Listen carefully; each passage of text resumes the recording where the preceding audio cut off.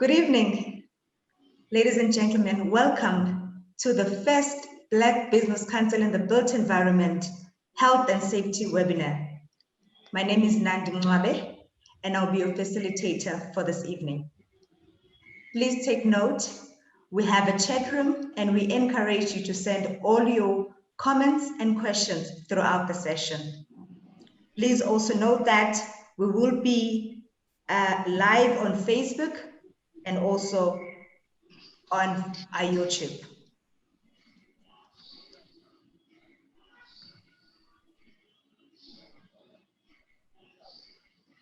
I would like to give the online stage to our president, Dr. Paul Khole. Thank you, Nandi, for the opportunity. Can I greet everybody, our esteemed speakers, Memilwa, and Tatehemen, Rory, and Nandi, the program manager, and all the BBCBE office bearers and colleagues from other industry associations. I would like to take this opportunity to welcome you to our first health and safety webinar, which is more important and relevant, especially in today's environment. The COVID-19 pandemic has really decimated the construction industry, in fact, the whole society all over the world. And I think it is only befitting that as BBCBE, we are hosting this health and safety, and we really appreciate the opportunity and relationship we have in Tatehemen through the FEM. So welcome, colleagues, and we hope that you will enjoy the webinar, and I'm sure my colleagues and our other office bearers will be of assistance. Thank you. I declare the webinar truly opened. Thank you very much. Thank you very much, Chris. We appreciate your presence. We're going to take time to watch a short video, which is a testimonial from our stalwart, Ndate Christiani.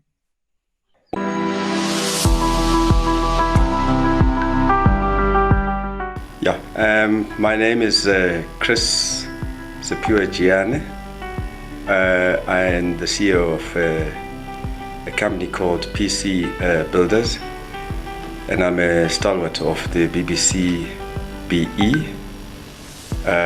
My organization. That's my title. Okay, thank you. And how long have you been with the BBCBE? Yeah, it's very interesting you ask that question, because I've been with the BBC more than 10 years now. We just came from celebrating our 10th year anniversary 3 years ago. But it's important to let you know that I'm a co-founder of the BBCBE with a few people that came together and started thinking we've got to do something about our industry, which was having problems in so far as black contractors, more especially in the main, and consultants together with the suppliers, the small suppliers that supply us with materials. Well, I think in a big way, we began to find ourselves, and I think that in not so long, we impacted because some of us had a footprint already in the industry. I think if you look at me, not that I'm patting myself on the back, but I've been there. I've really sort of run a very successful construction company, Rainbow Construction, I think a lot of people will recall. But I've worked in conjunction with the likes of WHO, and really there to see and to learn, which I think is very, very important, to see how these guys are doing their things and their operations and stuff, so that one can actually then bring that up to really sort of empower the BBCBE. I've also worked with the likes of Clinical LTA. I was in the board, therefore, and a director.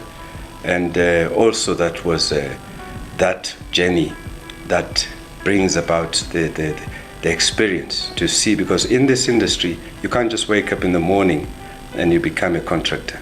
you've got to have seen it somewhere happening, because what it involves in the industry is quality. What it involves is response. What it involves is time, so that you don't waste time, you produce quality work, and the response, you could become responsive to a lot of things. It's a very pressure-based industry, and you have to be tuned for that. Yeah, a lot in that you find yourself as being, the benefit has been, the togetherness, people coming together who have the similar problems, and believe me, there's a lot of similar problems, because we believe that the industry has been, the black contractors have been maligned, for quite a long time, and we found ourselves in the space. And we also found the voice, because when you're out there talking to your, being the lone voice, you don't make that much impact. In fact, if any at all, you don't. But under the BBCBE, there's a sense of belonging. There's a sense of sharing problems. There's a sense of, once you give it to the BBCBE, your problem that you give it to the BBCBE, you can be rest assured it will be followed up. It will be sorted out one way or the other, because the BBCBE is now out there in the open. It's well accepted, and I think that we've made such an impact that government sort of wants to talk to us, because we know what we're talking about, and we can inform government this way or that way. If there's anything going on, we know it. So many heads that are at BBCBE are able to be the eyes and the ears of the BBCBE, therefore being the eyes and ears of the government.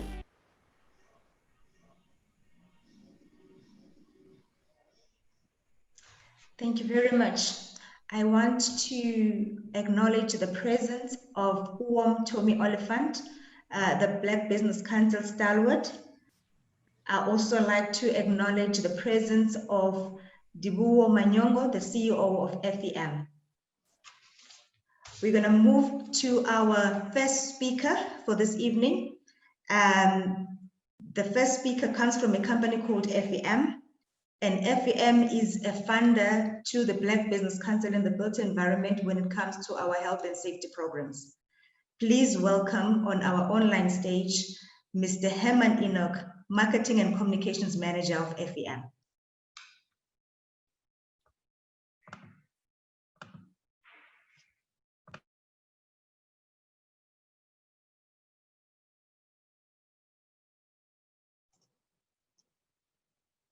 Okay, sorry, apologies, Nandi. Okay, after 7 months of using this, I still speak to a muted mic sometimes. A very big thank you, Nandi, for having FEM on this platform. I've been working closely with BBCBE, and as a company, FEM is very aligned with BBCBE. And thank you to President Khole for giving us this opportunity. So I am going to now attempt to share my screen and take you through my presentation. Okay, so what we want to talk about this evening is COIDA and COVID-19 in the workplace. COVID-19 took us all by surprise, and there's lots of fear, there's lots of confusion around the pandemic. And in terms of the construction industry, what we see is that from level 5, we had construction still working. There were certain companies, the essential services, to level 4 when the majority of companies started going back.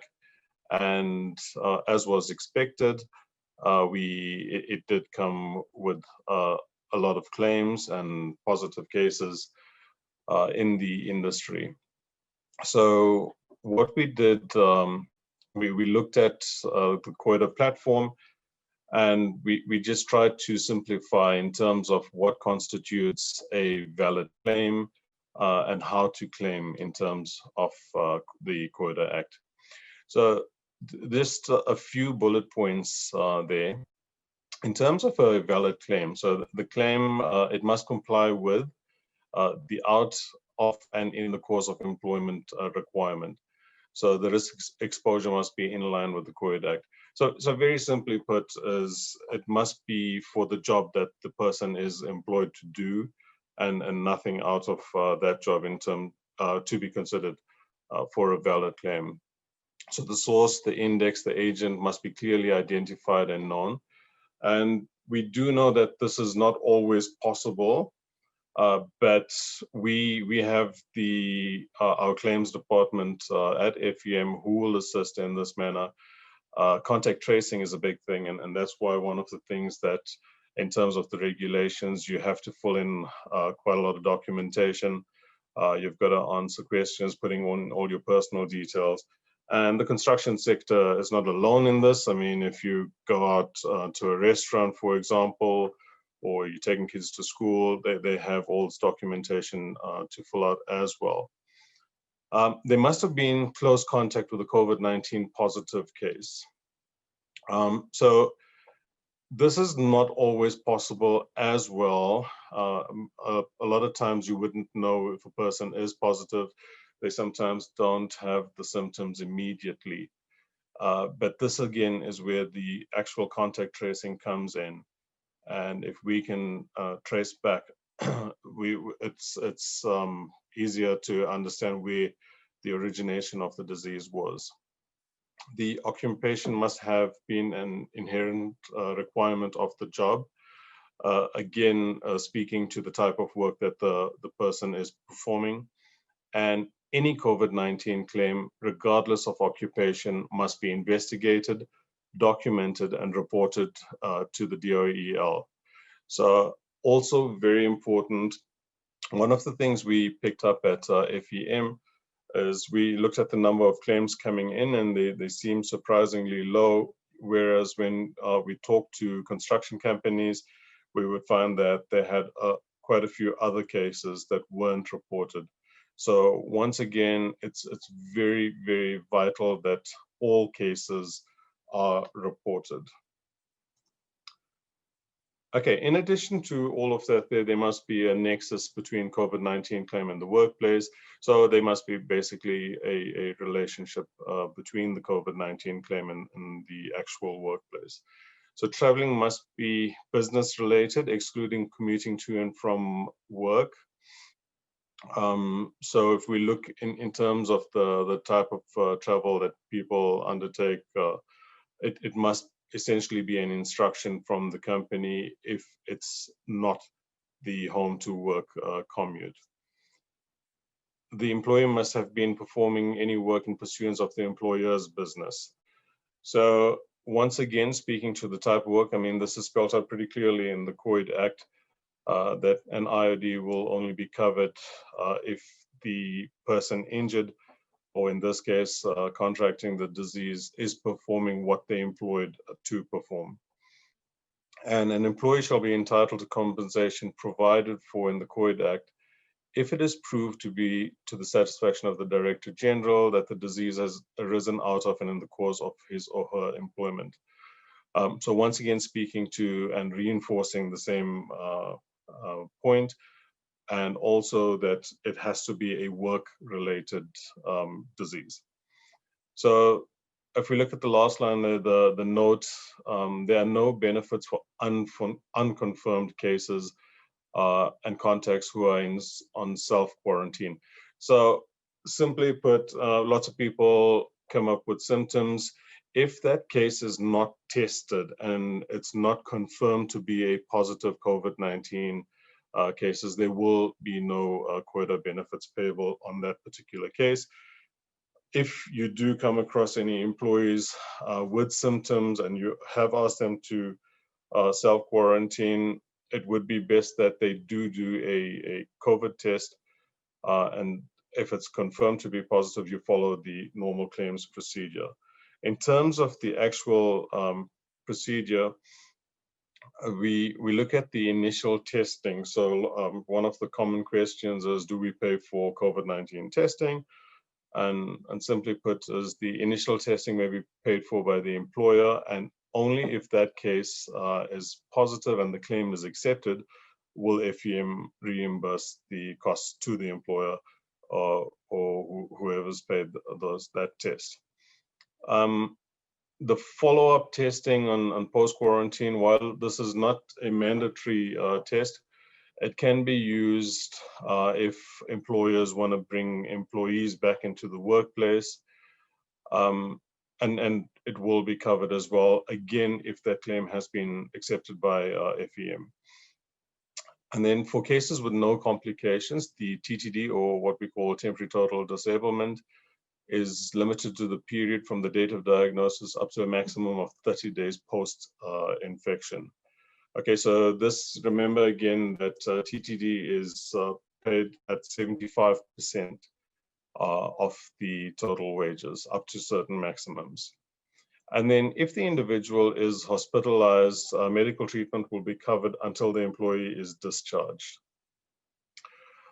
For self-quarantine and unconfirmed cases, the employer is responsible for remuneration. So we won't pay any remuneration or TTD from FEM side. And impairment is determined 3 months post-COVID-19 recovery. So if there's any complications and this leads to any form of impairment, we'll look at that window period, the 3 months post recovery. And death benefits are applied in line with Schedule 4 of the COID Act. So Schedule 4 of the COID Act basically talks around the pensions that are payable. There are new minimums and maximums that are now applicable in terms of the COID Act and Section 4. Okay, and when it comes to documentation, there is quite a few more forms that we will require in order for us to accept a claim. And all these forms can be found on our website. So if you go to www.fem.co.za/forms, you'll be able to download all the forms there. And all the claim-related documents must be submitted to the email address registry@fema.co.za. Very important, you got to remember to report all COVID-19 cases to the DOEL, whether it's work-related or not. And you can also email, if you're not sure of anything, you can email FEM on inquiries@fema.co.za, or our national line is 359-4300. We have a 24-hour hotline set up as well. So after hours, you can call 359-4333, and there's a few people on that line that will be willing to assist you. Okay, and from my side, that's it. Nandi, thank you, and back to you. Thank you very much, Mr. Enoch. We encourage our members at the BBCBE to join FEM, as we have mentioned earlier, that we have a beneficial relationship. They do support the organization and assist us with health and safety programs. I would like to give special acknowledgement to our keynote speaker, Ms. Egi Moilwa, who will be speaking later on this evening. For now, we will also take a short testimonial, which will come from GIB and also Motero Construction.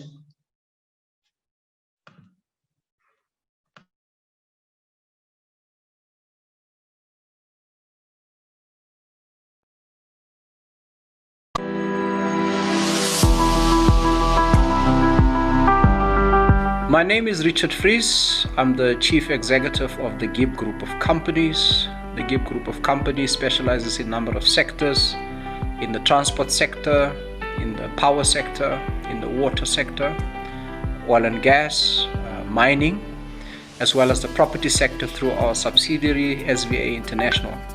We also have a division, GIB Capital, that focuses on project preparation, so we'll fund early stage projects in energy, in transport, and in water. We joined the BBCBE in 2015. At the time, GIB was looking for a partner that could assist us with our own business objectives. While there is political emancipation in the country, we felt that economic emancipation was still held back. Legislation, on the one hand, provides a tool to assist us, but implementation is a big challenge. From that point of view, we needed a body that understands these issues and that will support GIB in its objectives, its own business objectives. So from a very early stage, we started working with BBCBE to really influence procurement policy and implementation thereof. I have actively participated in many of the structures of the BBCBE because the value comes from active participation in the BBCBE activities. We have found the BBCBE to be a proactive partner, very much ready to take on the challenge with you, and have on many occasions successfully resolved issues that we would have not been able to resolve on our own. So we would recommend BBCBE as the single most industry body to assist you within the construction industry. And GIB is very proud to be associated with the BBCBE.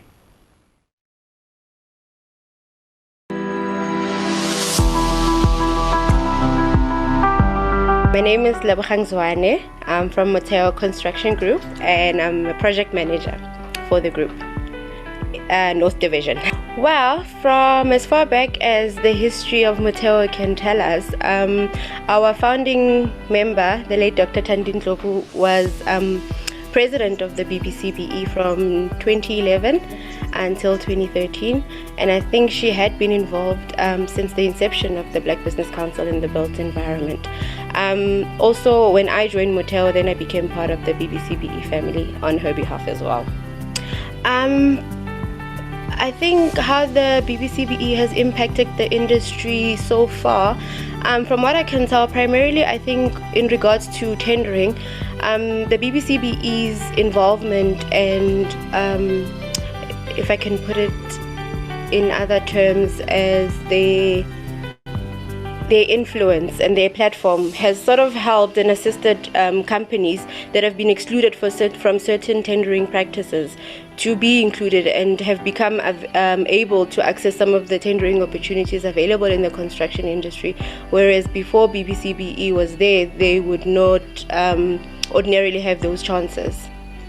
So I think, to sum it up, they've been more involved in creating fair tender practices as well as fair play within the industry. From a contractor's point of view, the BBCBE creates a platform for contractors to actually have access to certain statutory authorities, say for instance certain government departments. Their involvement have helped open doors for opportunities for construction companies that otherwise wouldn't have those opportunities. But we are able to engage with those different departments for opportunities and to be able to compete on fair ground, especially with the more established companies that have more history and more have had more construction projects. But we are able now to play on a fair ground. I think that access has given us a great platform to play with now. I think it's great for especially for the smaller contractors, SMMEs, to become part of the BBCBE in this space, because the BBCBE creates a platform for construction companies to have access to market, access to finances, access to help.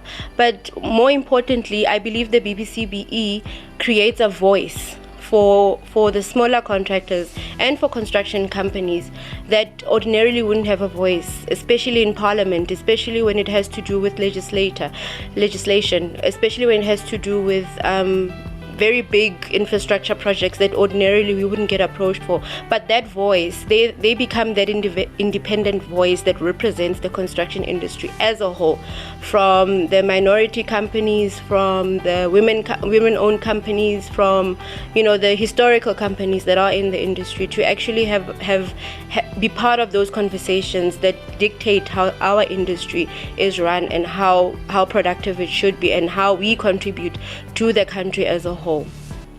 I love the BBCBE.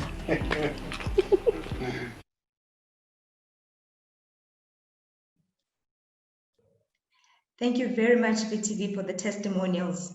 I think from listening to the testimonials, you can understand why it is beneficial to be a member of the Black Business Council in the built environment.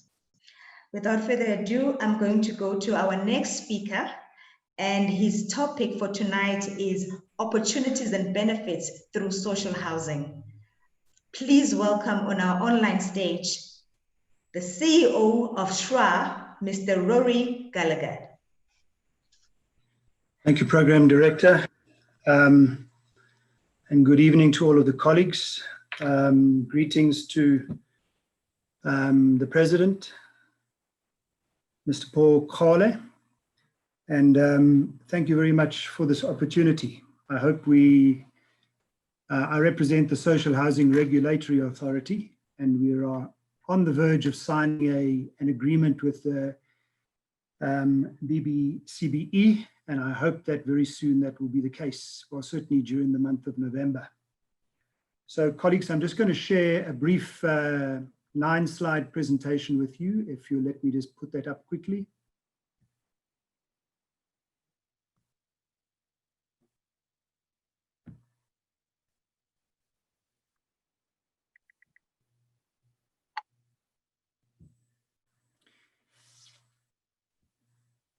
All right. And then, colleagues, the topic for tonight that we're talking about is the response plan for the construction sector as a result of COVID-19. So the input that the SHRA would like to make at this meeting is beyond the health and safety issue to what we actually do and what the plans are as a construction sector, where the Black Business Council for the Built Environment has its primary interest. And I'm going to take the meeting or the webinar through just 4 brief stages. First of all, what is the problem statement? Where do we find ourselves at the moment is where I'm going to start. Secondly, what is government's plans, noting that the SHRA is obviously an agency of national government and therefore an extension of government. Thirdly, when we then implement government's plans, together with yourselves, of course, what is the method that we implement them through? How do we make sure that we achieve the transformative results that are necessary? And lastly, to touch on the hidden hand of corruption and the threat of that. So, colleagues, to start with, what is the problem statement? The problem statement is on this graph and the next. The problem statement has been worsened by COVID-19, but it existed way before COVID-19. And that problem statement is really one of inequality, and it's really one of poverty. So this graph that's in front of you now compares our country, South Africa, with other emerging market economies. And if you just look at this graph, if you understand how the Gini coefficient works, we are an extremely acutely uneven or unequal society. In fact, since 1993, we've become slightly more unequal as opposed to less unequal. But if you look on the red line, that is the South Africa's level of inequality, which sits at a Gini coefficient of 0.63%, whereas other emerging economies in the world sit with an average Gini coefficient of 0.445%, almost 0.2% better than South Africa sits at. So that is very severe. Secondly, there's wealth inequality, not only because of how wealth is distributed, but because of the levels of unemployment. So what this graph does, again, is it compares South Africa's level of employment with the level of employment in other emerging economies. The emerging economies are the blue graphs, the South African unemployment rates are the red graphs. So as you see from that, South African youth unemployment sits at more than 50% compared to other emerging economies that have a youth unemployment rate of only 15%. South Africa's unemployment rate overall sits at 30% compared to other emerging economies of about only 6%. And of course, this unemployment problem has got worse since COVID-19. If you look at how income is distributed in our society, the bottom 40% of income earners only earn 7% of the income of the country. The middle 40% earn 25% of the income of the country, and the top 20% of all income earners in the country earn 68% of the income. So obviously with a low growth economy, which is what we're in currently, this problem is worsened because it's very difficult to create jobs in a low growth economy. Some people believed, and don't forget, we went through very high growths many years ago, although not since 2008. The economy is pretty much stagnated since 2008. But in the early years post-democracy, we enjoyed a very high level of economic growth. But did it improve the level of inequality? No, it didn't. So high growth rates don't, by definition, result in a reduction in inequality. What is obviously therefore required is structural economic change and changes in the patterns of ownership if you want to really achieve higher levels of equality and growth. One of the problems, and it's documented in this slide here, one of the problems, because I'm speaking on behalf of a small portion of the construction sector, which is the social housing sector, is getting financing into the industry that members of BBCBE work in. Getting that financing is very difficult. What this graph shows, and it gives you all the detail, is at the moment, the debt financing knocking around in the social housing industry at the moment is a very small 1.65 billion rand of signed loan agreements. The bad news is only 19% of those loans come from pure private sector loans. The rest of the loans come, in fact, from state and parastatal organizations. So what do we try to do? First of all, what's on this slide is really cut and paste from the NDP, the National Development Plan. What the plan many, many years ago already said that we had to do is we had to create an inclusive economy, a growing economy that is inclusive. We needed to eliminate poverty. We needed to create inclusive growth, and it needed to be a measurable qualitative transformation that would be achieved through changes in pattern of ownership. We will also set a task of building capabilities, including in the state sector and the capacity of the state, and building partnerships and leadership. But if you look at where we sit now, the Minister of Finance, Mr. Tito Mboweni, has just delivered his budget address to Parliament earlier this week. And just let me give you 6 of the fairly horrifying takeouts from that speech. First of all, economic contraction. This is the problem statement. Economic contraction is projected to be 7.8%. Our economy will contract by 7.8% in the current year that we are in. Job losses are huge, which has shot the unemployment rate beyond the 30%. The gross debt that the country carries at the moment, according to the Minister of Finance, is sitting at 4 trillion. And what we have to borrow as a country every day to make everything work is a further 2.1 billion rand per day. So the risk that we face as a country, if we don't get back onto a growth path post-COVID-19, the risk that we face is a contraction in gross domestic product and the creation of many more dependency on outside lenders. As soon as we have to do that, and we need to put our money into servicing debt instead of investing in infrastructure, then we are in a terrible problem. So that brings us to a more positive part of the presentation that I'm making, and that is, what are government's plans? There have been a lot of announcements made recently on what government's plans are. I think it's well known by now, and there was a 2-day webinar like this that happened earlier this week. The Economic Restructuring and Recovery Plan has been announced by the President, and it's being driven through Infrastructure South Africa. An office has been established by national government called the Infrastructure Investment Office, and a National Infrastructure Fund has been created, not only to turn around the economic decline pre-COVID-19, but especially to turn it around post-COVID-19. What this program aims to do is to unlock a further to unlock 1 trillion rands worth of investment into infrastructure investment over the next 4 years. At the moment, although the country's aiming, as was announced in that meeting by Dr. Ramakgopa, what the country is aiming at is investing 10% of its GDP in infrastructure investment that creates jobs and creates sustainability. It's a long way to go because it's hovering less than 6%. At the moment, the investment in infrastructure is hovering around about 5.9%.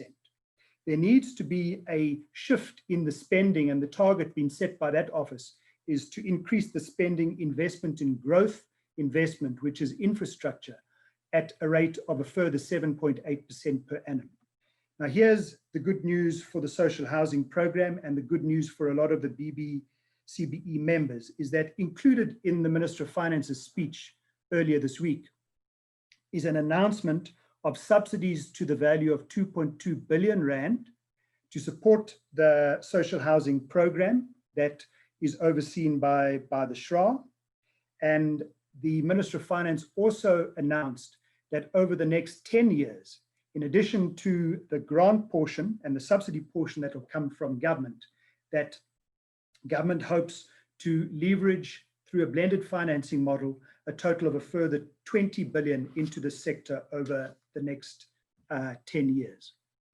So, colleagues, where does this take us as far as our own responsibility, the responsibilities of BBCBE, the responsibilities of the SHRA, the responsibilities of everybody who's a player in the economy? We need to really interrogate the method that we are going to use to invest this money in the economy. Just an observation, if the objective is, as the NDP has said, that the growth has to be inclusive and that it has to eradicate poverty and eradicate inequality, then we have to do things in a new and better way. One of the observations is that perhaps what we need is a far greater emphasis on a much more institutionalized approach to investing in the economy and investing in organizations, whether those organizations are state organizations, semi-government, what people used to call parastatals, or private corporations. We need to spend this money in the economy in a way that takes a much more prolonged period or achieves a much more prolonged period of sustainability on an intergenerational way that is inclusive and which is empowering.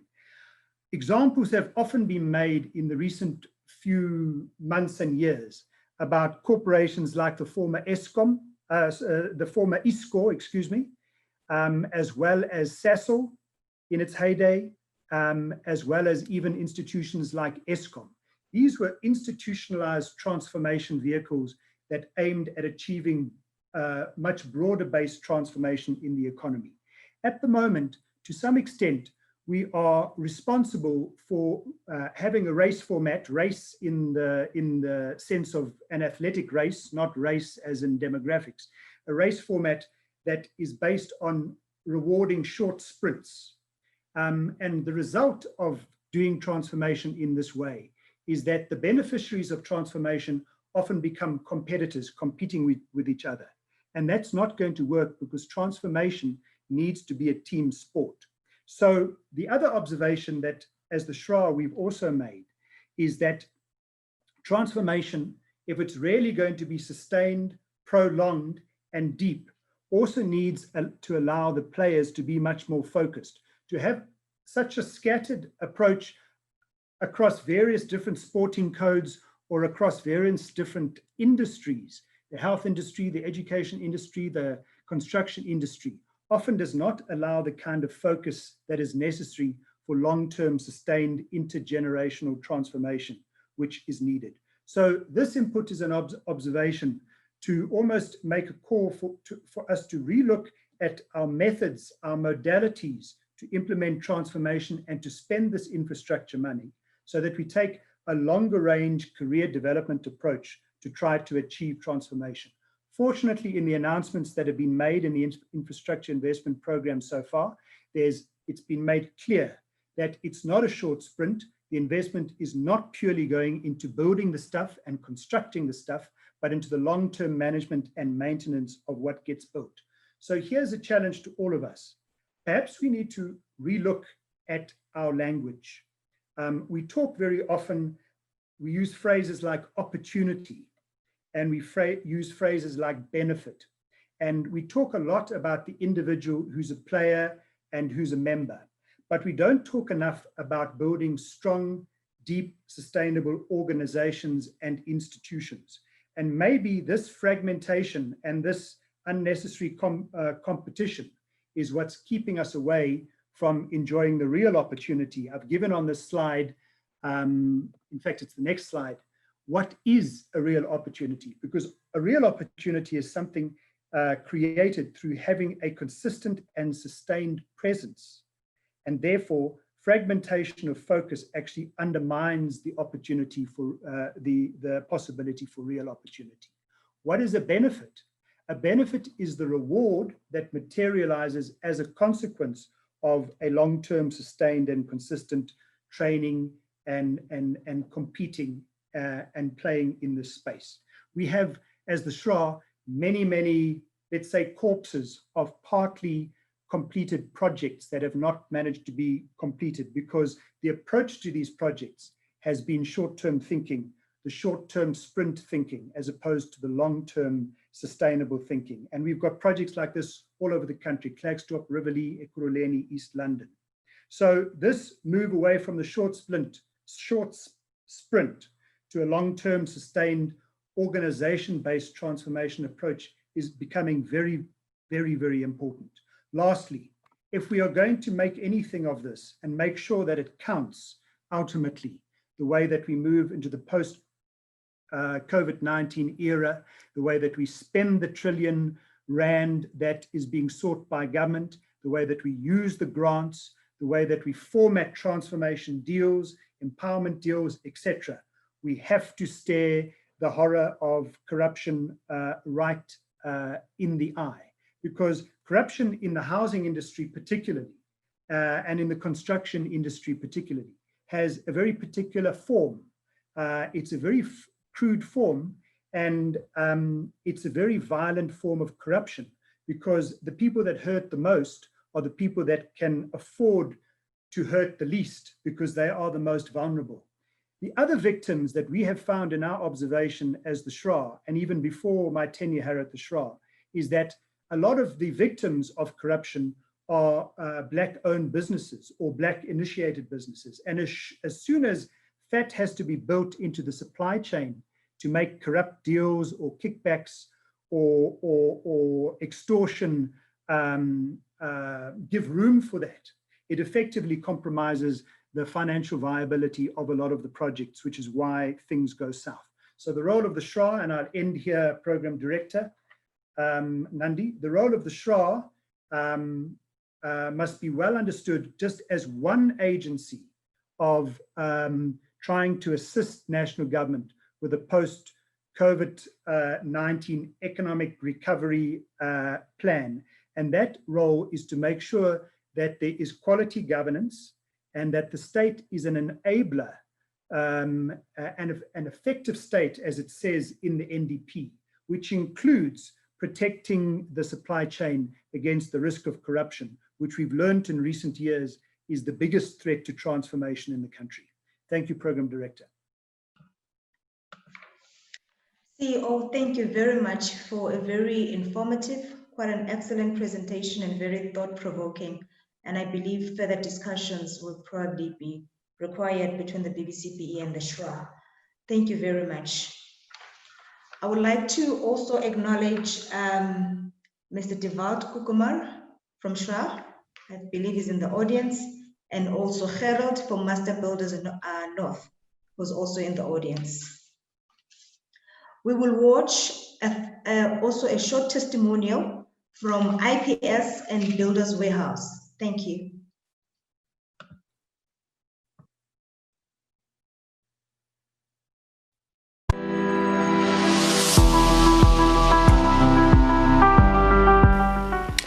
Good day. My name is Donald Komura. I work for an organization named Incident Prevention Solutions, in short IPS. It's a business development manager. So based in Gauteng. We always wanted to be in the spaces where health and safety can bring fundamental changes. or fundamental differences. We joined the BBC in 2013, so it's 7 years ago. We were looking to find a home because from our industry challenges, we felt that it was not enough engaging with the government, which in that case we find that it's a client and you've got issues with its project. So I met our current CEO, Mr. Mufukeng Gregory, at an event of the Department of Labor back then. So that's how how he spoke about industry challenges. That's when I was sold that this is the right person to speak to. So that's when we were brought into the BBCBE fold. And I'm also one of the founding members of the BBCBE Youth. All right, how has the BBCBE impacted the construction industry? In many ways, because, for example, there are challenges that many different people involved in the project face. Like, for example, consultants, at times they've got issues with rates where they need to be competing with well-established groups. There's issues of contractors as well, who all the time are being relegated to subbies and they never grow. There's also issues of material that is ordered pre-construction, and those are the issues that we needed somebody to listen to, and that's where we felt the BBCBE was a home for us. And yes, the BBCBE has impacted the industry very greatly in many ways than one. The BBCBE is one of the organizations that contributed immensely in the 30%. And I would brag and say the 30% is our baby. The 30% came from the ESD, which with the failure of the ESD, which was not having a meaningful impact that it was intended for. Now, the BBCBE also was part of the organization that played a meaningful role in terms of the Black Industrialist Program. So there is a lot of transformational programs that the BBCBE has played a huge, immense role. One as well, it's the issue of being in the fold of the BBCBE. You are exposed to a lot of industry experts, whether it's consultants, contractors, and material suppliers. And that as well, in our case, helped us a lot to mingle and share experiences with other people that, if it was not for the BBCBE, wouldn't have had a chance.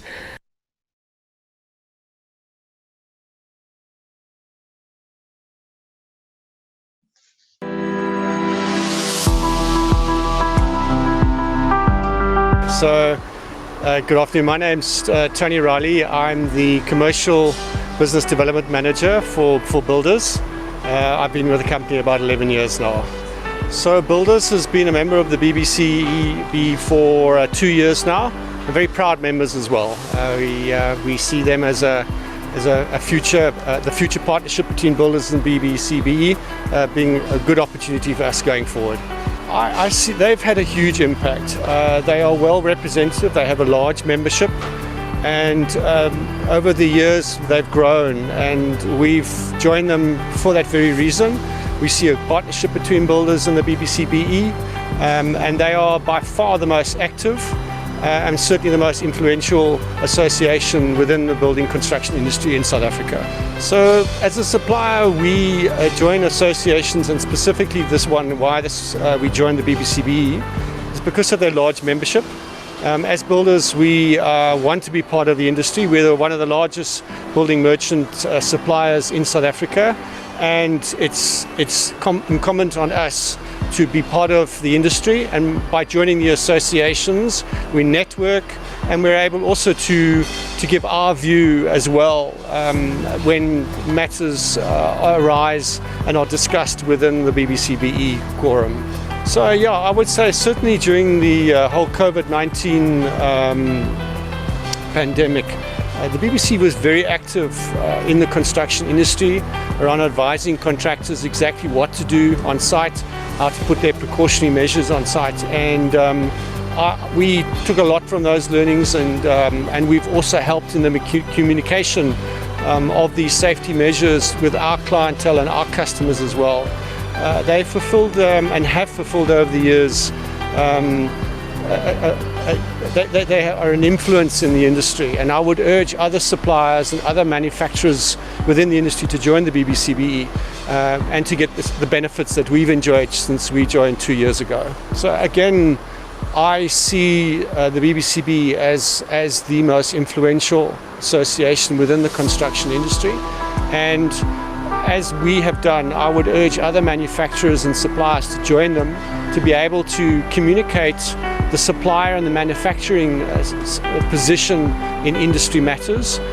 It's a communication platform, and it's our way of saying we want to be part of the industry, we want to contribute to the industry, and we would encourage other manufacturers to join us, and so that we have a more representative supplier and manufacturer voice into the association and their work with working and influencing both the government and the private sector within our industry.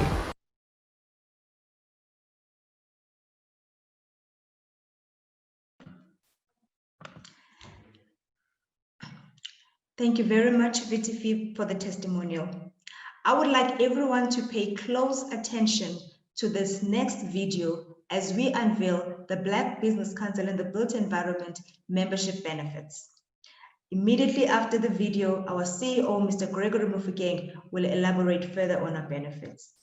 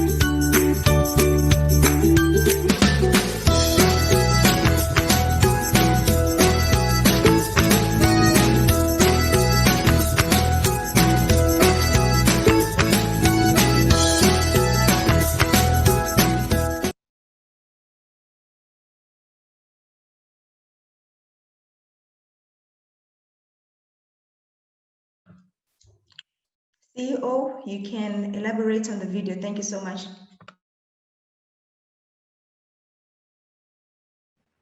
Thank you very much to the chair of the session, and a very good evening to you, colleagues.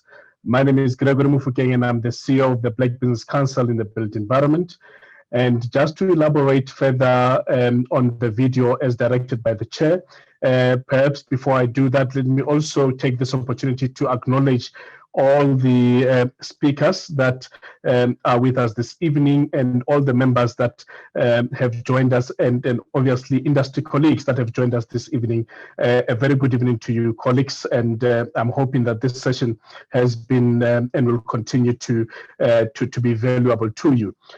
Colleagues, in terms of our membership benefits, we have revamped our offering to our members this year and have added quite exciting benefits. Traditionally, we are obviously a business chamber, and one of our core activities is to influence policy. And you will see that in terms of our membership benefits, we touch on all aspects that affect our business, our members' business interests. So starting from our professionals, we are able to have access to all the, the councils, starting with the Council for the Built Environment and all the 6 councils that fall under the CBE. We also, on the contractor side, have a very influential role in terms of the operations and the legislation and the policy directives that come from the CIDB and the NHBRC. And also of late, we have done a lot of work with the BIM Institute. So we are definitely playing a central role in terms of all the regulatory bodies that are out there that are operating as far as our sector is concerned. We also do quite a lot of research in areas that affect our members on a day-to-day basis. And obviously this research guides our input insofar as legislation and policy developments are concerned. We are also representing the built environment sector broadly under the Black Business Council. That means that, in fact, when one looks at the representation of the BBC at structures like NEDLEC and so on, we are obviously the people that get relied upon by the BBC, our mother body, to obviously spearhead all the discussions that are of the built environment nature. So that has obviously been our traditional role as a business chamber. What we have now added in terms of our membership benefits starting this year is that we are going to be seeing a lot of developments in terms of assisting our members with opportunities. Starting first with our investments holding company, the BBCBE Investments Holding Company. I am excited to inform those that are our members and our visitors here today that we have been awarded an opportunity together with our joint venture partners to do total facilities management, on buildings that are owned by the Department of Public Works, and that project is being implemented by the DBSA. And through such opportunities, the idea is that we are going to ensure that our members are given an opportunity to at least do some work there and earn an income from such activities. And we are intending to open up more and more of such opportunities going forward. We are still going to go ahead and do a lot of industry-related workshops, seminars, and roundtable discussions as we are having this evening. This will continue as part and parcel of the benefits that our members get. We also have a help desk that assists our members with a wide range of challenges that they experience on a day-to-day basis when it comes to tender irregularities, contractual disputes, and so on. So that help desk is still very much active, and we are assisting a lot of our members with those challenges. We are again going to continue with our construction and health and safety training courses that happen obviously throughout the year, and we undertake those nationally. The free site audits that we do, and the annual health and safety awards competition, as well as the free occupational health and safety videos for site inductions that we assist our members with. And this, I must underline that it is with the help of FEM, our partner in this respect, and we want to thank them very much for their continued support as far as this program is concerned. One of our exciting new benefits again is that as you've heard from Tony, Builders Warehouse is on board, and we have negotiated bulk discounts and bulk buying options for our members. Once you register with us, we can onboard you on this program, and you get 2.5% global discounts when we onboard you on the online builders profile. There are preferential tender prices for our members when they use the IntelliBuild tender material service from builders. And there are also preferential rates for members who avail themselves for financial and project management support that is given through Task, Standard Bank, and Builders. And there is also a contract finance arrangement through Lululand that also benefits companies that are at the lower end of the CIDB gradings, and this assists them with bridging finance so that they are also assisted to implement their project. So we are trying to cater for all categories of members so that people don't say it is only contractors at the higher end of the CIDB that are assisted financially. So even the smaller contractors do get assistance through this Lululand contract finance arrangement. We also, through builders, there is free project management training, rate build-up, and how to tender courses for members of the BBCBE. So this is obviously an exciting partnership that we have with builders as far as this is concerned. The next one is that through one of our members, Lerego Brokers, we are now in a position to pre-approve our members for public liability, construction performance guarantees, as well as professional indemnity. So this is, again, an arrangement that is there exclusively for BBCB members. And you can then go on and tender for projects knowing very well that you have those pre-approvals. And when you are awarded a tender, you don't have to start from scratch. Going to look at, for instance, where you can obtain public liability or professional indemnity or even the performance guarantees. So we are assisting our members with this pre-approval so that they know that this assistance is there. Of course, we continue to assist our members with all compliance issues, such as the CIDB, CSD registration, and SARS compliance. One of the issues here, colleagues, which again members have to take advantage of, is that as the BBCBE, we negotiated with National Treasury and SARS that when they have fallen behind with their SARS payments due to the fact that they have not been paid by clients, in particular public sector clients, that those contractors, those professionals must continue to be paid. And if you're experiencing a problem with this, please do get in touch with us. We do have the National Treasury's instruction notes that can assist you to unlock your payments as far as this is concerned. One of the new, again, exciting benefits is that we are now able to, through our partnership with HPR project consultants, provide members with legal services to address their disputes, resolving claims as far as their clients are concerned. There is also a provision of alternative dispute resolution.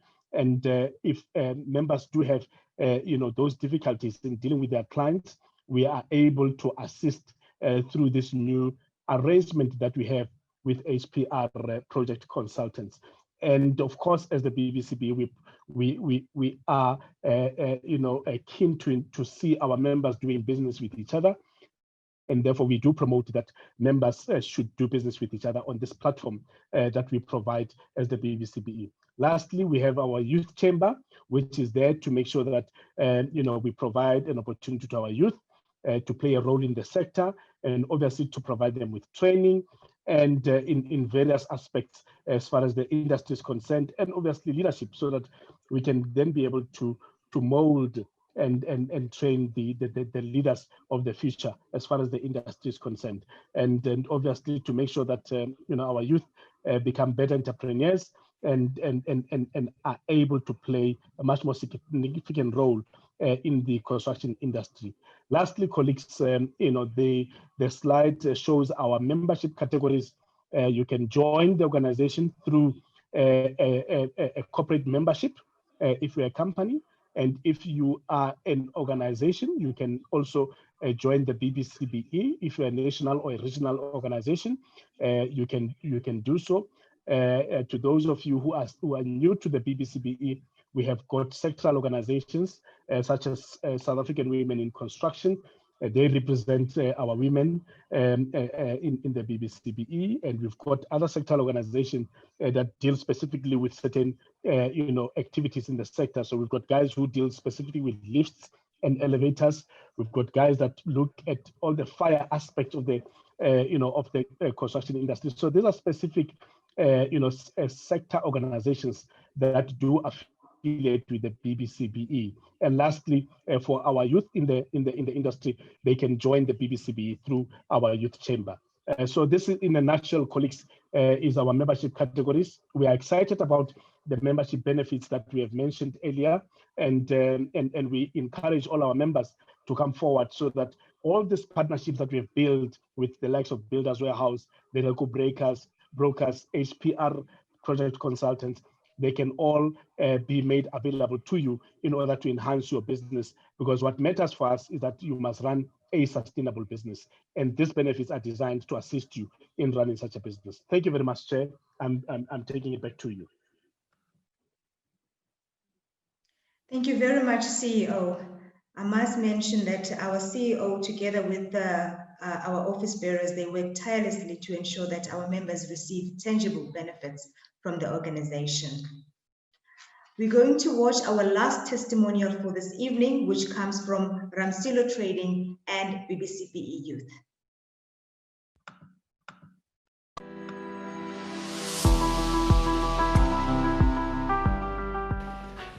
Hi, I'm Kekeleto Tilwane, one of the co-founders of Ramtilo Manufacturing and Construction, and this is Kiliboni Tilwane, my sister and co-founder. We are Ramtilo and we manufacture these bricks that are made out of part plastic. Yes, part plastics. This brick is strong, durable and fire retardant. They still use the normal conventional ways as cement brick, so you don't need any special adhesive or mortar to it. And we've been with the BBCBE for approximately 6 months. It's been a wonderful journey filled with wisdom and great opportunities. The impact of the BBC in the construction industry is undeniable. We've seen so much changes over the short 13-year period that the BBCBE has been in existence. And I mean, conversations in the boardroom around Black inclusion in construction, supply and consulting has taken a norm now. And I don't think that would have been the case had the BBCBE not been in place. Oh, there's been so many issues that they've helped us with, but I think one of the big ones for us is being able to speak to industry players, the big guys, with just a phone call, but being part of membership and being one family. But the biggest one for us has been the endorsement and the certification of our plastic bricks, which is very big because on its own, it says that we've got Black-owned companies that are in the alternative building technology space using recycled plastic, and this is a growing trend. We've seen companies, international companies coming into South Africa, building plastic roads in KZN in East London, for example. And through this relationship with the BBCBE and going towards a certification of our plastic bricks, we're saying that we've got local Black-owned companies that are ready to play in that space and that are ready to be integrated into construction in the mainstream. We take it for granted how important legislation and policy changes are in our day-to-day running of our businesses, and we become very silo, especially in the operations of our business, without understanding that legislation and policy changes that take place at the top actually affect how we run our businesses. Being a member of the BBCE not only allows you to be at the forefront of potential changes to legislation, but you also have a rare opportunity of being able to provide input in something that could possibly change the industry. So not only are you able to control what you do on a daily basis, but now you're also part of the control of what happens on the outside on an industry as a whole. So I'd urge fellow companies out there to join the BBCBE because the benefits are truly, like I said earlier, insane. And you're able to be in a family of small, medium to large siblings who all have an equal voice. We're grateful to the BBCBE for the role that you play in the construction industry, but also in the consulting and supply industry. We are 6 months in and we are so full of happiness and so full of joy that we took this decision to join the BBCBE, and we hope that we'll be able to build stronger relationships with internal and external stakeholders through the BBCBE, because there's a huge growth in alternative building technology and there's a huge growth in using recycled plastic in manufacturing of building material. And we would like to see BBCBE playing a key role in ensuring that there is that growth for Black industry.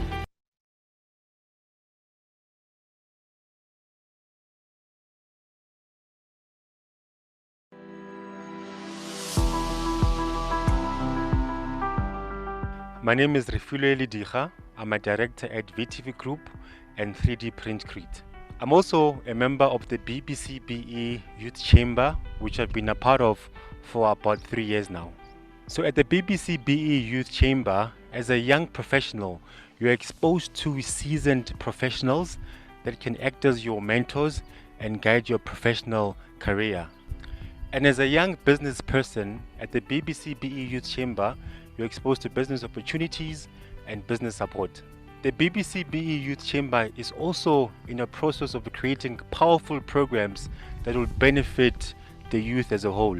So I encourage young people to join the BBCBE Youth Chamber as this will be one of the best investments you can make for your professional career and for your business. Thank you.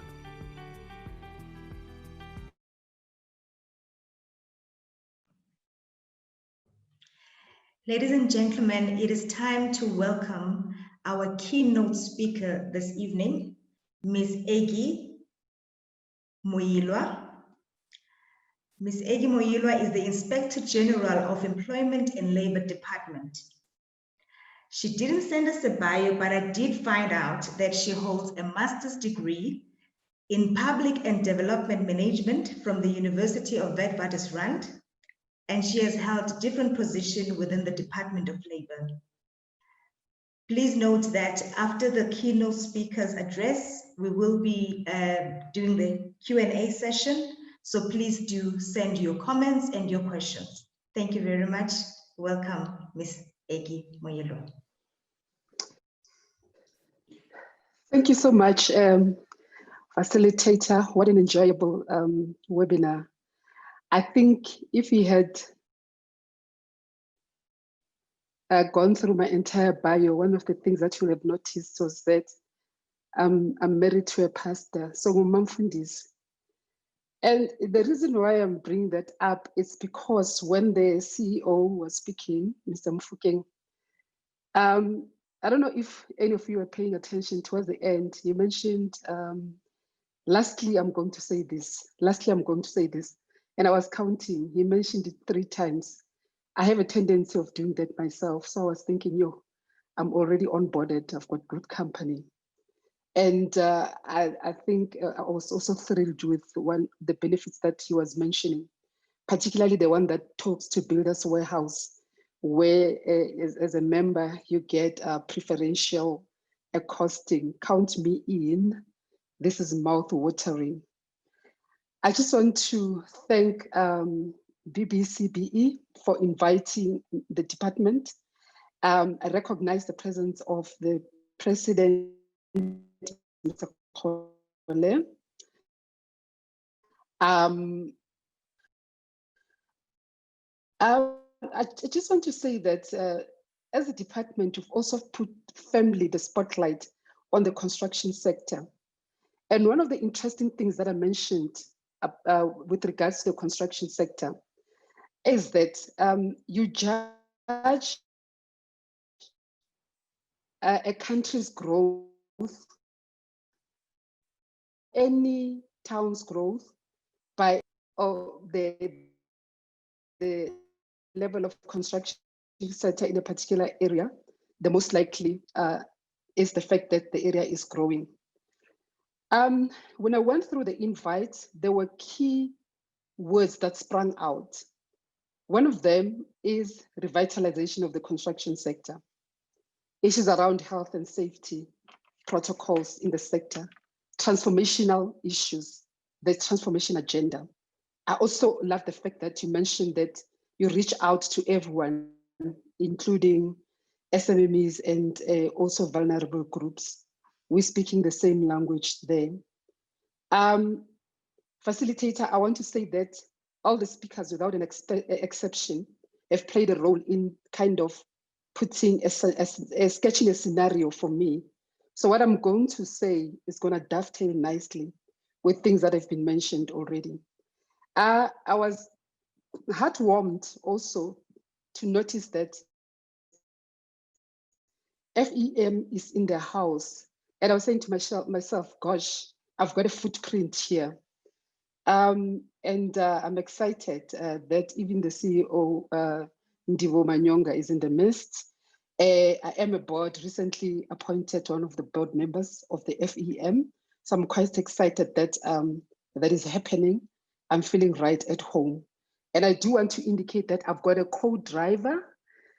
Ladies and gentlemen, officially I was born after technology. So somebody's going to be driving the slides with me. I've got a lot of slides. I think I've got about 70 slides, but do not worry. We are going to keep to the time that I have been allocated. Somebody spoke about what language I was speaking here.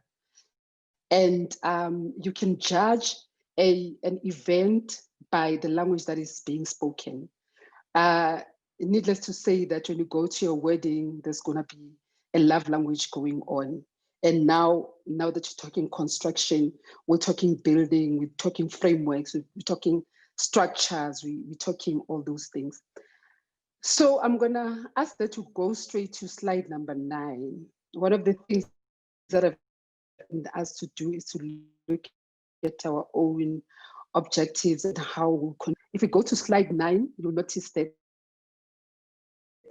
what I've put there is our vision as a department. Now, the Department of Employment and Labor plays mainly an indirect role in terms of contributing to a labor market that will strive for conducive investments. And you do that through administering policies that do not add costs. We've got a set of trained professional inspectors that can assist employers. At this point in time, we've got various disciplines. And if I was to talk to the health and safety issues, we've got about 670 OHS inspectors. In the recent past, we added 500 more thanks to the compensation fund. Otherwise, we're sitting at a flimsy 170 inspectors.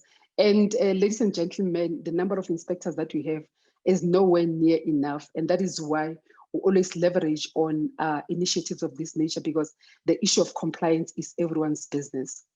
And we make sure that the economy is poised for growth by making sure that there's a stable labor market environment where employers and employees work in harmony as much as possible through sound labor relations, where each and every employer can feel comfortably to reinvest in their country through their own contribution. If you go to the next slide, it talks about the vision is continuing. What I want to emphasize there is that we are all about employment sustenance. We are all about making sure that there's job preservation. We are all about making sure that productivity levels are high. We ensure that when workers go out to workplaces, they don't come back with certain limbs missing, or worst case scenario, where you find that people actually lose their lives. So we are all about ensuring that people go to work whole and do come back whole as well. And we are all about making sure that we're saying the state is no competition. Our services are free of charge. We're able to cover a large spectrum of services. Our inspectors are trained not only to consult, but also to advocate. As I continue with my address, you notice that I will talk to the pillars that in the space of inspection and enforcement, and that talks also to health and safety in the industry. If you go to the next slide, we are all about making sure that the elements of decent work are upheld. There are 4 fundamental elements of decent health. The ones that I want to emphasize on are the rights at work. Workers have got rights. Worker rights are basically human rights. And we've got a set of legislation that ensure that worker standards are upheld. If you talk the Basic Conditions of Employment Act, together with the National Minimum Wage Act, Employment Equity, and so on. We're also about social protection. We are preoccupied with the business of making sure that at minimum, as the workers go out there and sell their labor, at least they've got a certain level of assurance when it comes to social protection. We do this through the Unemployment Insurance Fund, as well as the Compensation Fund. I do not want to get into details. That will be a discussion for another day. And if you move on to the next slide, what I've done with this slide is to try and position the role of inspection enforcement services in relation to challenges in the labor market. And I believe that the construction industry is not exempted from being in that space. Now you're saying IES in short, and ensures that we create a labor market that is conducive to fair and equitable labor market practices, where there's enhancements of healthy and safe conditions, as well as a respect for working standards. Ensuring that there are quality jobs, ensuring that there's job protection, that people have got a right to work in an environment that does not threaten their safety, that doesn't even threaten their livelihood, that doesn't also threaten their own working standards. You know, they've got standards around leave, sick leave, maternity leave, all those type of leaves. We've got standards that kind of talk about that. Also, IES talks to equitable distribution of the labor force. As I go on with my talk, I'm going to get into a bit of more detail with regards to the issue of equitable distribution of the labor force. We are there to ensure that productivity levels and efficiencies are realized for the growth of various institutions, so that at the end of the day, even employers get value for money. The slide that follows, what I want to talk about there in terms of our mission is to make sure that you create the type of environment that will be conducive to investment, economic growth, and employment creation. I'm deliberately emphasizing what I've already said so that we do not lose track and the basic mission statements that drive us as a department. If you continue in the next slide, you'll see that we regulate the labor market environment through appropriate legislation. In one of the videos that were played, I think when the two ladies were talking, one of them was saying there are policies, regulations, and so on. You shouldn't be scared of those. Those are not your enemies. Those are your, the legislation is there to protect you, to ensure that things are done within the prescripts and the ambit of the law. I just want to go to the next slide quickly. And there, I just want to highlight that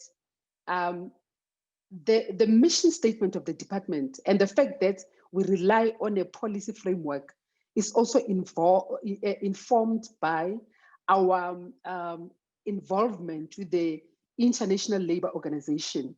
Somebody mentioned NEDLEC, I think it was the CEO, the role that you guys play at NEDLEC. We know that NEDLEC is hailed as one of the most progressive structures in the world, actually, the only one of its kind, where social dialogue for economic policies and so on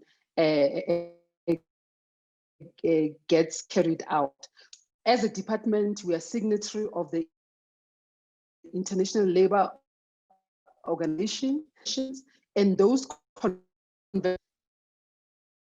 also guide our policy and international flavor as well. If you go to the next slide, the point that I want to make there is that there is an ethical responsibility of business to ensure that workers are provided with an environment which realizes decent work. While this is morally and ethically anticipated, unfortunately, our experience has shown us that it is not always the time. Hence, we've got law enforcers that go out there. You cannot leave the goodwill to the role of labor laws. What I want to pull out from that slide, slide 17, depending on where you are standing, labor laws can be viewed as either a carrot or a stick. You can view it as a carrot if you are positive, if you are willing to comply with the law, and if you want to grow. You can view it as a stick if you want it to act as a deterrent. And we've got an ethos as a department that at any given point in time, we're willing to work with employers that are willing to comply. We do not want to have a bit-cop approach to catch you out. What we want to be seen to be doing and what we known to be doing is that we want to be a strategic partner in ensuring that we enrich the whole spectrum of compliance with our labor laws, because there's something in it for all of us. I've spoken about the IES mandate. I just want to go quickly to slide number 21. Actually, the slide is preceded by a slide that talks to COVID-19 issues. We know that the onset of COVID has really, it was a rude awakening. It has forced us to do things differently. It has caught us at a certain level, napping, but at the same time, it has forced us to say, what is it that we do and do differently in a way that is going to assist us to be relevant. And that is why you see that at this point in time, we even have webinars. Who would have thought that we could be sitting in different places and have a seminar going on? If you go to the next slide, the first point talks about that directly, that during COVID-19, the benefit of the department, and that benefit is available also for the members of the BBCBE, is that you've gone on a rampage, you've worked flat out to ensure that we reach as many institutions and people as possible, advocating our laws, because we believe that we need to have people that are informed, people that are not going to second guess themselves. So advocacy talks to one of our models, inspections as well, and enforcement. I've already covered the issues around advocacy. I just want to draw your attention to slide 26. At the onset of COVID-19, the only inspectors that were busy until I think around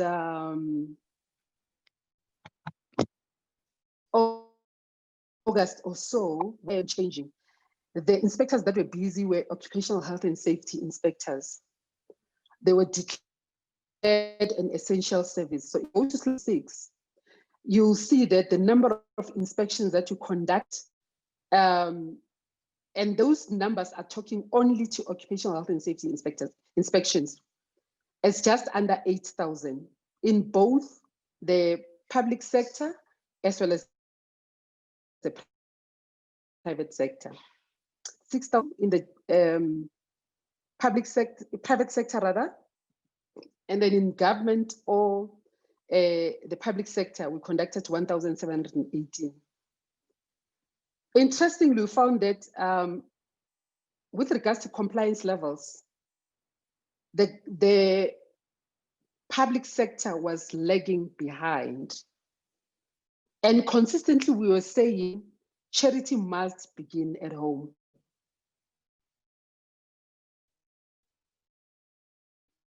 We lawmakers, at this point in time, it doesn't look like it's happening.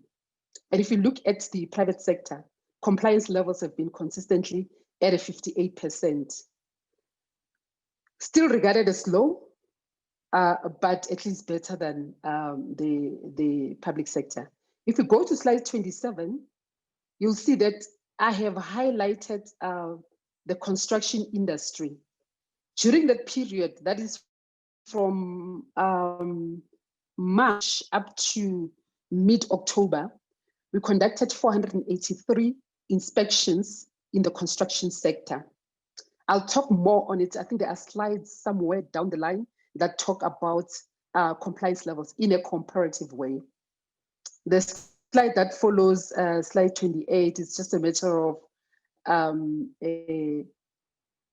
contextualizing what I was saying, that the overall compliance rate is sitting at 55%.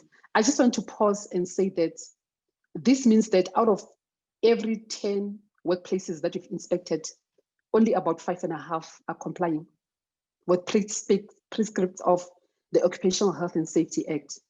The implication is that the other 4.5 is actively putting the life of the workers, their clients, and everyone who owns spaces in danger. Think about it. Danger of injuries, danger of COVID-19. Slide 29, you'll see that what I've tried to do there, out the worst performing sectors in terms of compliance. And I've deliberately just focused on the private sector. Whilst we've conducted most inspections in the retail and wholesale and retail sector, you will see that I've flagged there the worst performing sectors in terms of compliance rates. Hospitality at 54.8, iron and steel, 54.4, manufacturing, 50.5. Those were our lowest complying. We go to the next slide, slide 30. Best performing sectors in terms of compliance. Construction sector, 73%. How about a round of applause? You've contributed in that compliance rate. It's actually the highest in the entire spectrum of inspections that you've done during the COVID-19 era. And I just want to congratulate you on that. Followed by the agricultural sector and the financial services sector. With regards to incidents, remember that the primary law remains the Occupational Health and Safety Act. Now, the Occupational Health and Safety Act, Section 8, places the onus on the employer to ensure that there is a safe and healthy working environment, and that workers are not unduly exposed to hazards that are going to mess up their lives. So the onus is on the employer, the greater responsibility is on the employer to ensure that there's compliance. And when you go to slide 33, what I'm pointing out there is that much as one is talking about the responsibility of the employer, employees are also not exempted. They've got a responsibility to make sure that they also comply. I mean, it wouldn't help if an employer provides adequate and suitable PPEs, and yet you find that employees themselves are not using them. Or if they're using them wrongly. So it is important that the employees also need to come to the party to play their role. If you go through the OHS Act, there's a whole section that is dedicated to the role of employees. Section 14 up to section 20. The law says that any workplace that employs 20 people or more must have a health and safety committee. If it's less than that, you need to have health champions. But somebody must be there from the employee's point of view who's going to assist with monitoring and planning, actually starting from planning.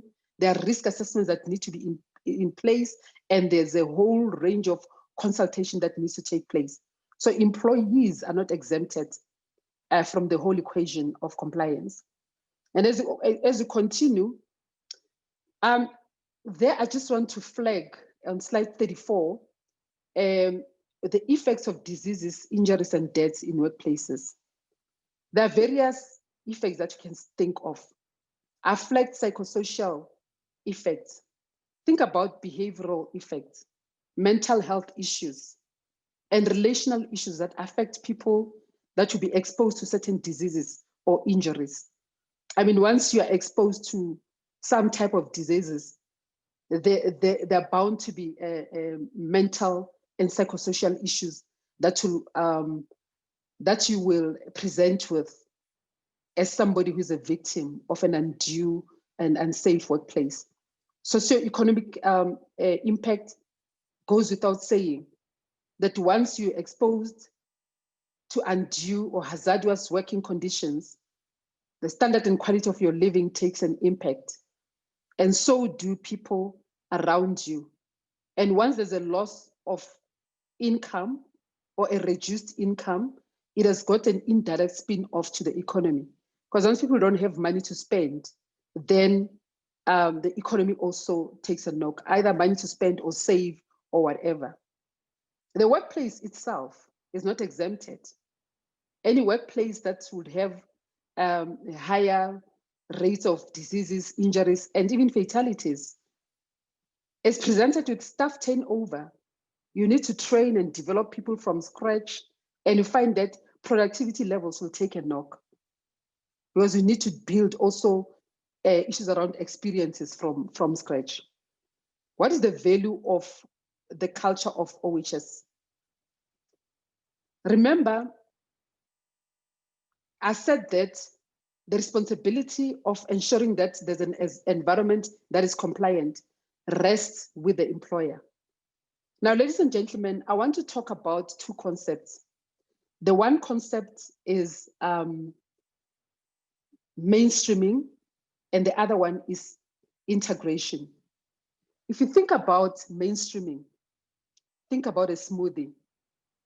And if you think about integration, think about a fruit salad. Now, if you take a bunch of fruits, mix it with yogurt or whatever, oats or whatever you want, and subject it to some, what you call these things, the mixers. After you've mixed that thing, it becomes a smoothie. You can't see what is what. And that's what I mean by mainstreaming. And I want to propagate for the idea that whatever we do, we need to build in the culture of OHS as a mainstream rather than an integration into the strategies that we do. And that will make sure that we put a premium on human life, because unlike cars and houses and so on, once people lose limbs or certain parts of their bodies, those become irreplaceable. So think about it. And I'm sure you can do your part as members of the BBCBE. And clearly, when that happens and OHS becomes a culture, there's improvement in terms of quality of work, in terms of productivity and bottom line. And remember that when you take care of your workers are also going to take care of you. You plant value, you also reap value. I'm a firm believer in that. Whatever you plant, you shall reap. And also, you enhance your own institutional image.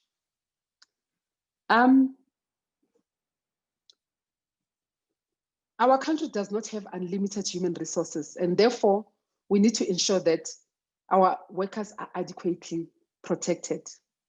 Any injury that takes place also impacts directly on the compensation fund.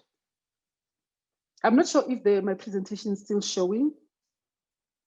You'll indicate if it's not, because I'm not seeing it. But there are slides that follow, and I just want to acknowledge the work that is done by FEM. What we've done, there are from slide 37 onwards, we've just put some graphs. We've taken the work that is done by FEM.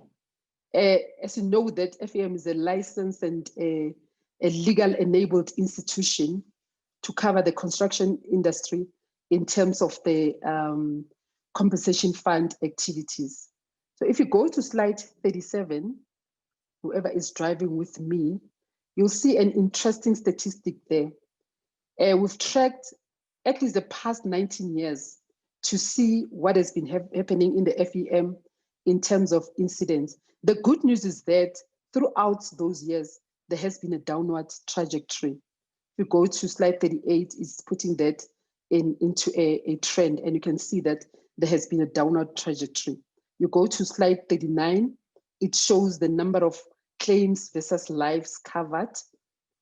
Lives covered is the solid blue, and the claims is the line that is running across. You can see that initially the coverage was higher, and then it has gone down quite nicely.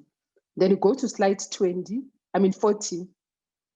These statistics are showing a historic trend in terms of the construction sector from 2000 to 2017. What I want to highlight there is that during that period, in 2003, construction regulations were introduced by the department. And up until 2013, and then in 2014, we had the construction regulations amended. And regulations, we know that they're also meant to enhance compliance levels by stipulating the construction industry standards that need to be complied with. If we go to the next slide, it is talking fatals versus permanent disability. The red line is permanent disability, and the blue is fatals. The green is permanent disability resulting in pension, and the red is permanent disability resulting in no pension. So those are the statistics that we pulled out just to show some trends in terms of what has been happening in the industry. While fatalities are the worst case scenario, in some instances, permanent disabilities do not get the attention that they deserve. That's the point that I am making. If we go to slide 43, that slide is talking to total incidents, the lost days, and total cost. Now, what I want to emphasize there is that incidents have got a direct impact on the number of productivity days for any institution. So it does help us when we keep our incidents down. And also it goes without saying that it also affects the costs. The cost of incidents never decrease in terms of medical support.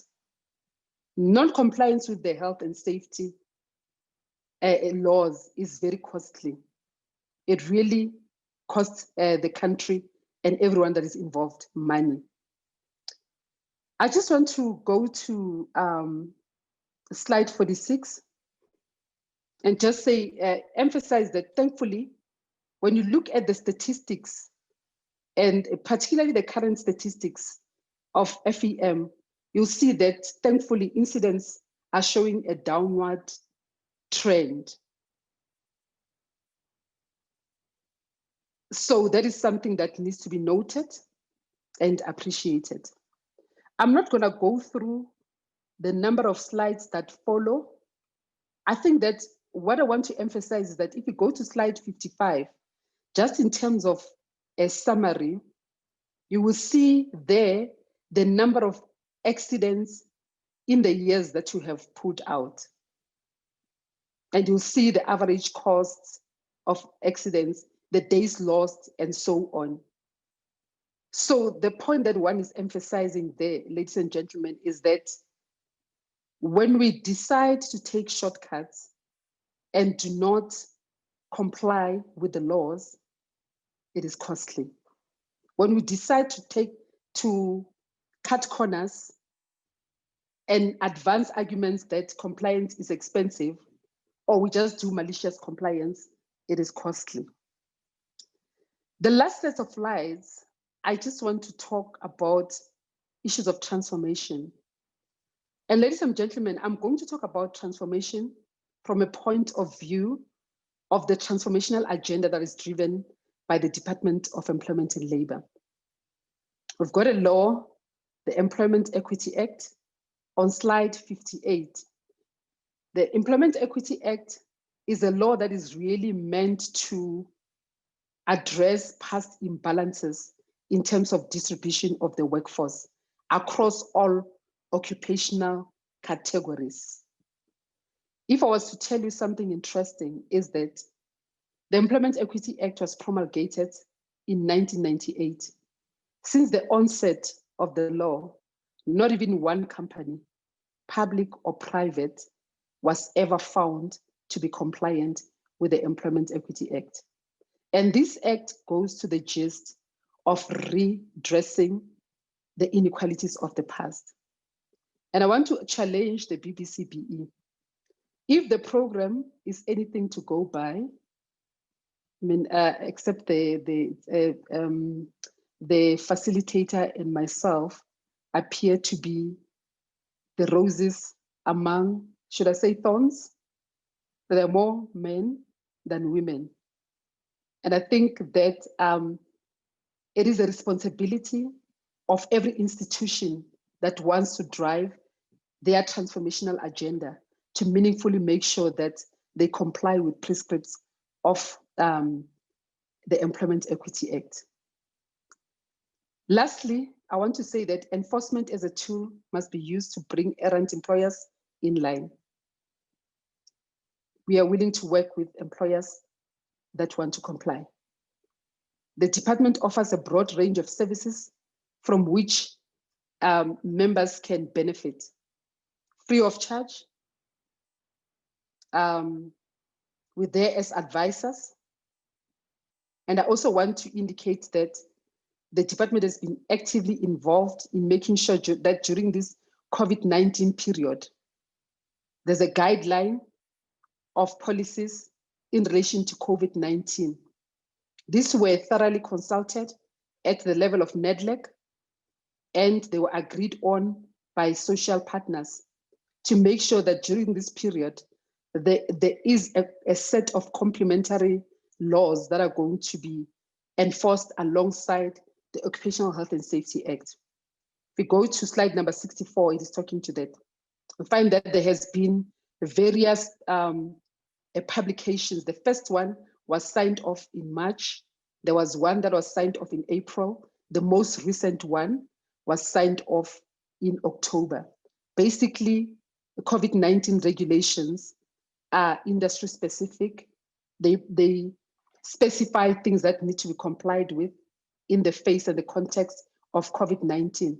And they put the emphasis firmly back on occupational diseases, because the temptation has always been to overemphasize occupational injuries, sometimes at the expense of occupational diseases. And that is why, as a department, we also took a conscious decision that we are going to be strengthening our health and hygiene arm of the inspectorate. Until recently, we really had very flimsy resources when it came to health and hygiene. But thankfully, with the onset and the increase on the number of inspectors that we have brought in, we've put firmly the spotlight back on issues of occupational diseases. And with that, Chairperson, I want to thank you for the time. Thank you very much. Thank you very much, Inspector General. I must say, I do believe you probably maybe you were a teacher in your previous lifetime, because the way you delivered the presentation was very clear, very understandable. And so we thank you very much. I believe that our CEO is going to be facilitating our Q&A session.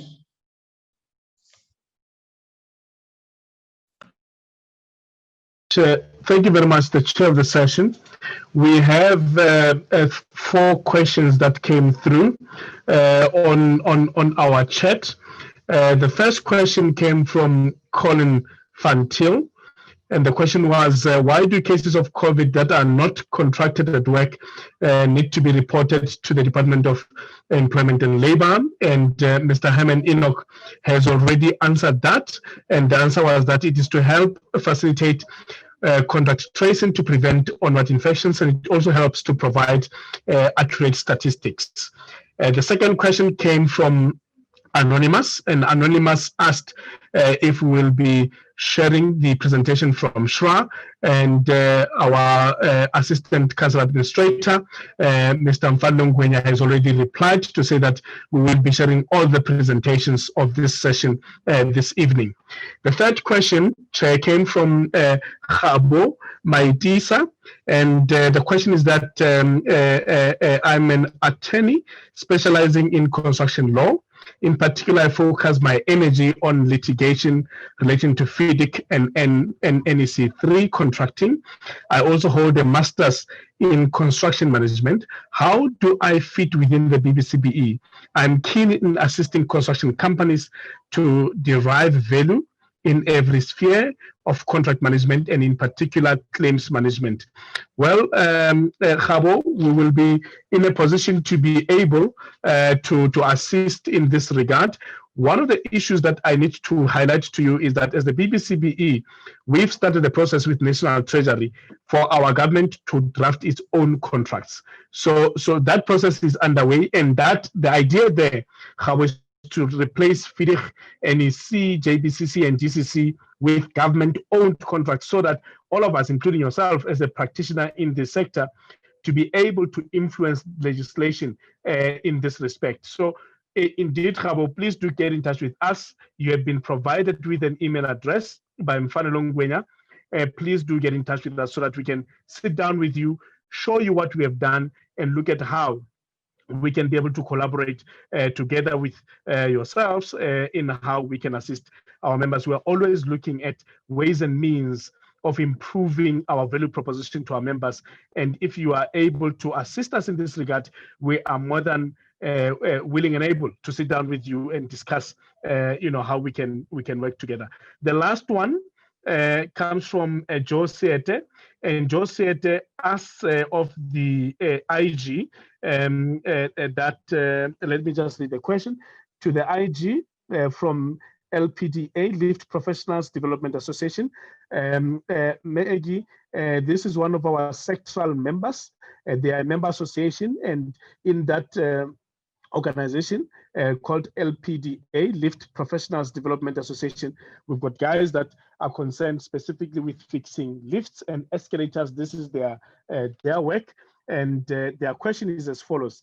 Are the Department of Labor inspectors normally assigned as per requests from a particular industry, or just a discretion of the department?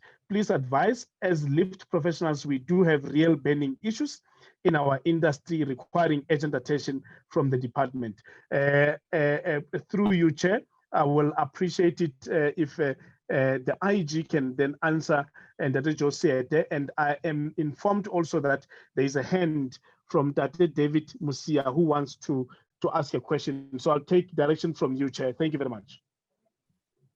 I believe we have a little bit of time, maybe 1 minute. I think we can.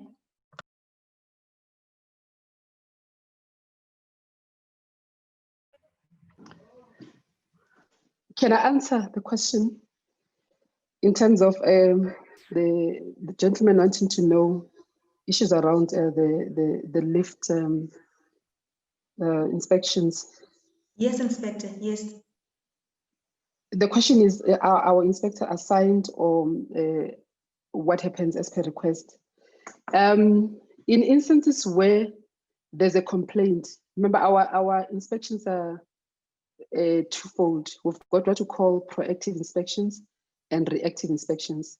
Maybe before I go there, I need to emphasize that we've got inspections that specialize in various fields of work. So we do have inspectors that would do work around lifts and so on. So having said that, I want to indicate that you've got proactive inspections and reactive inspections. Proactive inspections take place in instances where we pick up a trend being informed by either our admin data, or as we analyze what is going on when we interact with the stakeholders, when we identify a particular sector as being problematic, or where there's a high level of incidents, then we'll have proactive inspections. In other instances, we will do what you call reactive inspections, and these will be as a result of probably complaints and so on. But then we also do assist with consulting. So what the gentleman can do is probably to get in touch with me, so that we can then see how we can bring in inspectors to assist directly. Thanks.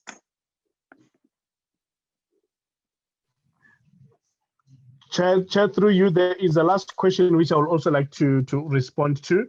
And thank you very much to the IG for that response. And IG, I know that LPDA has had very serious issues with the Department of Labor. We will be writing to you to request your audience so that we can resolve those issues that have been raised previously by LPDA. The question that we now have, the last question, I believe, Chair, is with regards to the recent Supreme Court of Appeal decision on the unconstitutionality of the triple PFA regulations, and the poser of the question would like to know what is the BBC and the BBCBE stance on this matter. So we had a meeting today, colleagues, as the BBC and other affiliates falling under the BBC, and we have commissioned lawyers to have a look at this matter. I think the view that prevails, we will obviously await a much more detailed response from the lawyers, but we are definitely willing to challenge this decision by the Supreme Court, to take it to the ConCourt so that we can get much more clarity. But I will also like to say that you are all aware that as the BBC and the BBCBE, we have been working on the public procurement bill. And the view that is also gaining ground is that because the court has given government 12 months to fix this issue, in fact, there might not be a need to do so, but rather to fast track the implementation and the enactment of the Public Procurement Act, which essentially will replace the PPPA and its regulations. So that's where we are, colleagues. We are not taking this matter lying down.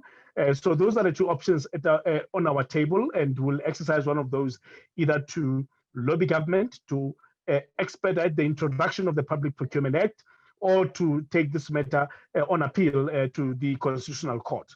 Thank you very much, Chair. Thank you, CEO. I will request a vote of thanks and closure from Lerato Mahome from the BBCBE Youth.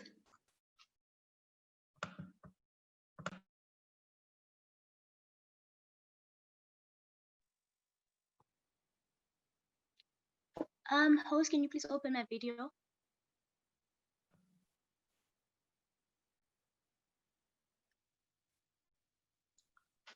Thank you, Program Director. My name is Lerato Mamoka, and my job here is to come thank you all. But before I can do that, I would like to greet the President of the BBCBE, Mr. Paul Khole, the Deputy President, Mr. Denny Masemene, the CEO, Mr. Gregory Mufokeng, the speakers, Mr. Rory Gallagher and Mr. Herman Enoch, and our keynote speaker, Inspector General from the Department of Labor, Ms. Eki Moila. I would also like to appreciate the presentation made by our guests, which were informative and also encourage us to take advantage of existing systems at our disposal. And they also provoke a necessary and important conversation within our industry and remind us that we can play a role and be part of transforming the industry through the Black Business Council in the built environment. Ladies and gentlemen, I know this was an awesome webinar, as it was very informative, and I know all of you are ready to join the BBCBE. And so I would like to leave it there and say that it's been a great evening. Thank you to the viewers who are watching from home. Thank you for those who joined us on Zoom. And thank you to the VTV for the beautiful video clips of testimonials, and hope to see you again in our upcoming webinars. Good night.